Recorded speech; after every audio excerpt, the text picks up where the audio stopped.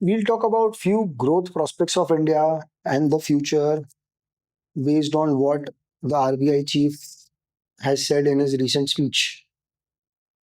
The Indian economy rebounded strongly from the COVID-19 pandemic.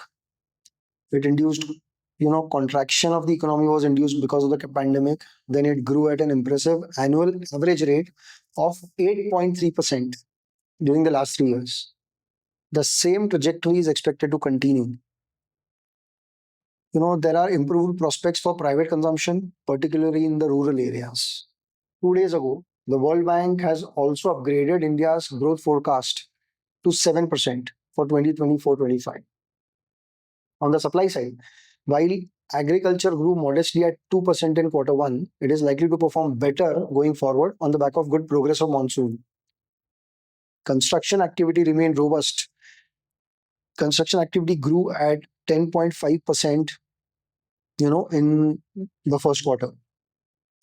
According to RBI's latest data, the bank credit to agriculture and allied activities remained robust and increased by 18% year over year. Within the industry, the credit to MSMEs, the medium and small enterprises, they also grew at 14.4% year over year. Bank credit to industries such as, and most of this credit, the growth of credit was given to industries such as chemicals, chemical products, food processing, petroleum products, coal products, and nuclear fuels and infrastructure. So all these sectors have been quite strong in, raising money. The enhanced credit flow to the industry, along with an all-time high capacity utilization, points to an upturn in the investment cycle, as reflected in the data. Also, there are a host of QIBs in the listed space which has happened, where the promoters have diluted equity to raise funds for capex. On top of that, there is government capex, which continues to be strong and in line with the budgeted expenditure. There are growth drivers which include policy push on creating robust physical infrastructure, our fast-growing digital public infrastructure, innovation and technological advancements across sectors, and critical reforms in key areas. Now, the government has to remain watchful of how the forces impacting inflation play out, because there's a big risk.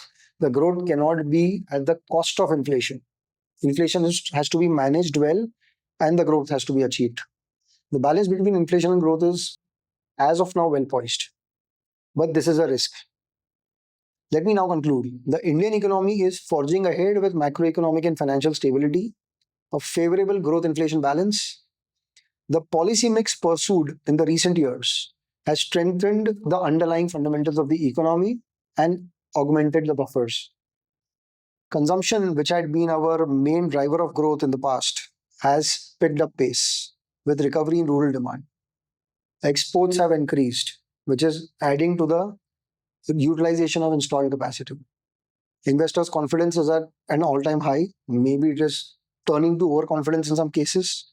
Banks and corporates have demonstrated robust balance sheets, and structural reforms are playing a big role in pushing forward our growth frontier. All in all, very positive for the country.